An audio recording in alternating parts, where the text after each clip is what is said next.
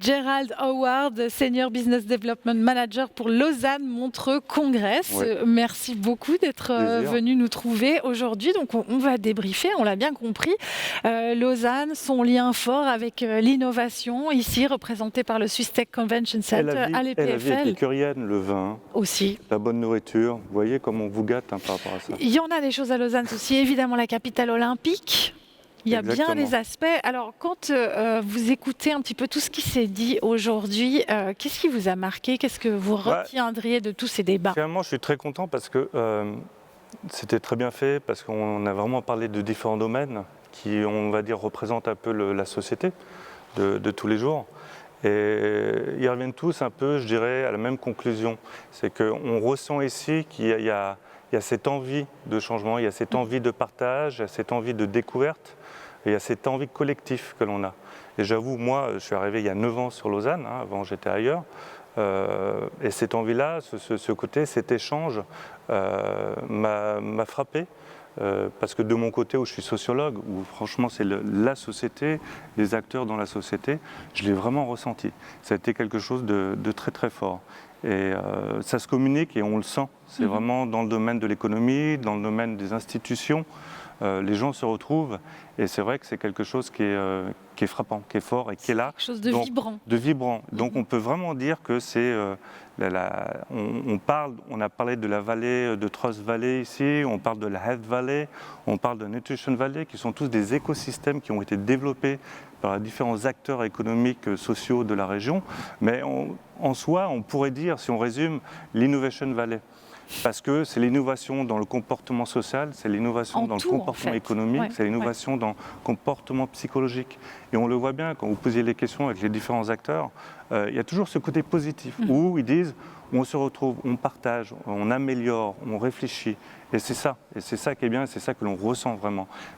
Moi je dis Lausanne souvent aux clients, je leur dis c'est une petite grande ville ou c'est une grande petite ville comme vous voulez. C'est-à-dire que finalement elle ne paye pas de mine. Mais il y a tout ce qu'il faut, il y a des réseaux qui sont forts et il y a des réseaux qui sont là pour vous aider. Et c'est ça que je trouve vraiment, vraiment bien. C'est un moteur en fait. C'est un réel moteur, c'est vraiment un réel moteur. On peut le dire parce que si on voit les différents acteurs institutions, finalement vous avez l'IMD qui est l'Institut du Management, qui est classé numéro 1 mondial depuis plusieurs années. Il y a l'EHL de notre collègue tout à l'heure qui en parlait, qui est classé numéro 1 mondial depuis plusieurs années. Vous avez le CHUV qui a été classé parmi les 10 meilleures institutions universitaires médicales.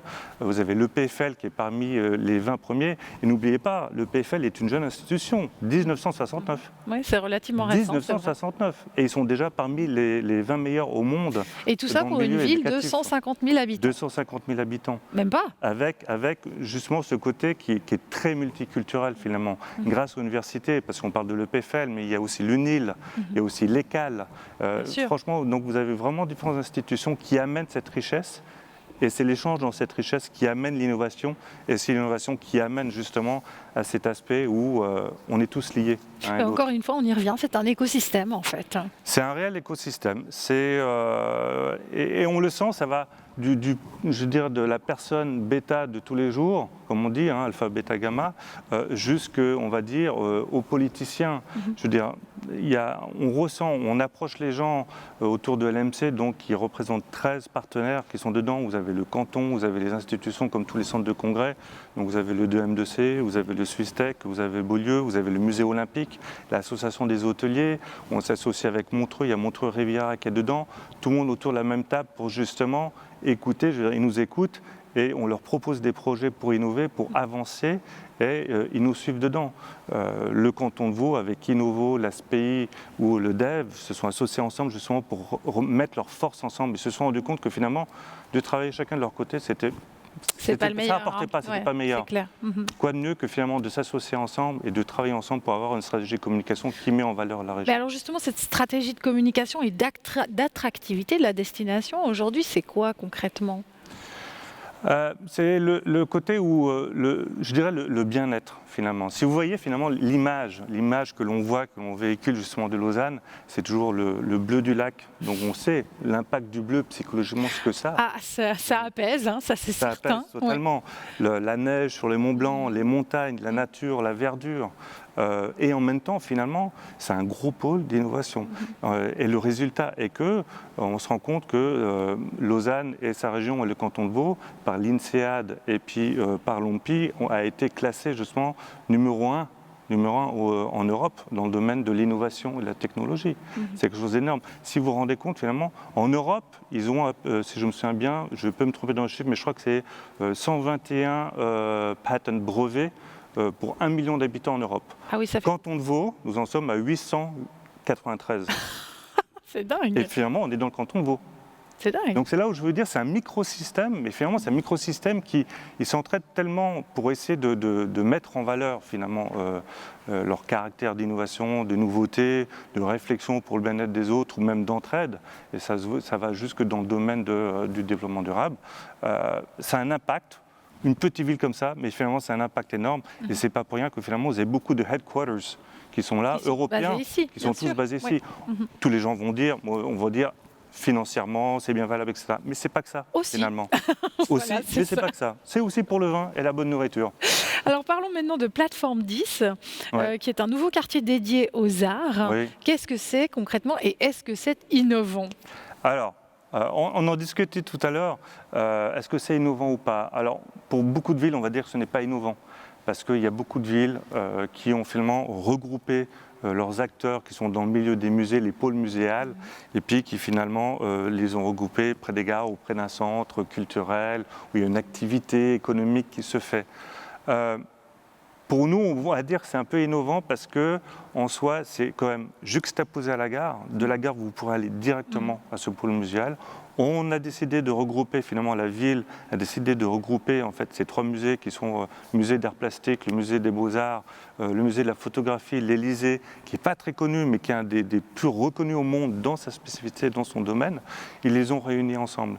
On est innovant aussi parce que ce sont des musées qui sont finalement ouverts au public, non payants, pour certaines expositions, donc on peut en profiter, n'importe qui peut y aller, et ils s'associent justement avec nous, avec le domaine touristique. Et aussi tout simplement parce qu'il y a ce côté digital qui se développe. Ils sont vraiment à la recherche de nouvelles technologies, de réflexion, d'innovation dans ce domaine-là. Et même dans d'autres, comme j'avais discuté avec votre collègue, où je disais que le PFL amène des grands penseurs, des grandes réflexions comme Sarah Kandin, qui est un peu le ponte du digital de muséologie, qui est énorme. Vous avez Grégoire Courtine aussi, qui est dans la réflexion de la robotique pour les handicapés. Donc, pour revenir à Plateforme 10, pour certaines personnes, ce n'est pas innovant, mais je pense que c'est innovant parce qu'ils vont avoir une politique de développement qui va être assez unique par rapport au reste, parce qu'ils veulent justement que ça soit collectif, et que ça soit local, et que ça soit régional. Et on va permettre de découvrir encore, il y a tous ces acteurs ensemble qui sont ensemble, qui permet de rehausser un peu la qualité du service. Qualité de service suisse, ne pas oublier. Attention, ça veut tout dire. Vous qui avez beaucoup voyagé, qui avez travaillé un petit peu partout, vous avez du coup une vision qui vous permet de comparer finalement Lausanne avec d'autres villes qui seraient plus ou moins du même acabit. Qu'est-ce qui fait la différence ici ? Alors, ce qui fait la différence, c'est que ça me fait penser un peu à la phrase où une certaine culture, un certain pays dirait on n'a pas de pétrole, mais on a des idées. On ne peut pas citer les noms, évidemment. Mais pour moi, par rapport au voyage, j'ai été dans des petites villes, des grandes villes, dans des cultures différentes. C'est pas pour rien que finalement j'étais sociologue, mais ce que je trouve génial, et j'utilise le terme génial pour Lausanne, c'est ce côté collectif où finalement il y a différentes strates, il y a différentes hiérarchies professionnelles, sociales, mais finalement vous êtes autour d'une table et cela disparaît totalement parce que tout le monde se réunit sur une idée commune. Et c'est ça qui est génial. Et justement, tout à l'heure, les collègues parlaient ou leur posaient la question, qu'est-ce qu'on va permettre de relancer un peu? Est-ce que l'innovation va permettre face à la pandémie? C'est que finalement, il n'y a pas cette idée obligatoirement financière derrière du retour sur investissement. Il y a plutôt cette idée de qualité de service. Et c'est ce qu'on ressent vraiment ici à Lausanne. C'est que finalement, j'aime beaucoup le terme qui dit state of the art, mais tu as un autre terme qui est anglais, qui est encore meilleur, qui va dire où on va créer des événements vis-à-vis de ce que vous souhaitez réellement. C'est-à-dire les clients viennent vers nous, ils sont toujours étonnés parce qu'on ne va pas leur dire on vous veut ça, on va leur dire qu'est-ce que vous voulez. Bien sûr. Et là, ils sont surpris, on dit pardon ? On ne sait pas. On ne sait pas. On dit mais justement, c'est ça. Si vous ne savez pas ce que vous voulez, nous, on va être honnête avec vous, en soi, ne venez pas. Parce que nous, on est là pour vous servir, pour vous donner la meilleure qualité. Donc on va réfléchir ensemble, on va vous amener tous les différents acteurs. Donc même dans le milieu des conférences, le milieu des vignerons, le milieu de la gastronomie, on réfléchit avec eux pour vraiment trouver la solution type, vraiment, ce qu'on appelle un tailor-made service. Et c'est ça qui nous permet... Sur mesure. C'est ça. Et c'est ça qui permet de différencier Lausanne, je veux dire, à beaucoup d'autres villes, c'est ce côté-là sur mesure. Et généralement, les clients, en retour, ils nous le donnent, justement, ils nous remercient par rapport à ça. Et puis ils reviennent. Et ils reviennent. Et ça, c'est quand même le meilleur gage. Et ils reviennent. Mais ils disent toujours avec une petite bouteille de chasse-là ou deux. Ça ne m'étonne pas. C'est qu'ils ont compris comment ça fonctionne ici. Gerald Howard, très rapidement, parce qu'on a déjà dépassé le timing qui nous était imparti, une conviction sur l'événement du futur, la vôtre. Sur l'événement du futur, c'est vraiment le service à la demande. Et ce qu'il disait tout à l'heure notre collègue, c'est pas le gros événement, c'est le petit événement, mais qui correspond parfaitement à ce que les clients souhaitent. Et on le voit bien finalement, même les hôtels, le milieu des hôtels sont en train de changer. Si vous voyez le milieu des hôtels, ce n'est plus le même hôtel partout. C'est toujours, chaque hôtel est très différent parce qu'ils comprennent que le client souhaite vraiment avoir quelque chose à son modèle, à son service, à ses envies. Et c'est ça l'événement futur. C'est qu'on va peut-être plus rechercher ce côté de gain, de retour sur investissement, mais de qualité de service. Et je rejoins la qualité de service par rapport à la Suisse, et c'est ce qu'on a en fait ici. Gerald Howard, merci beaucoup d'être venu nous trouver aujourd'hui et pour tous ces partages. À très bientôt. À très bientôt, et puis bon marathon encore pour vous demain. Oui, ce n'est pas terminé. On clôture presque, mais pas tout à fait. Merci.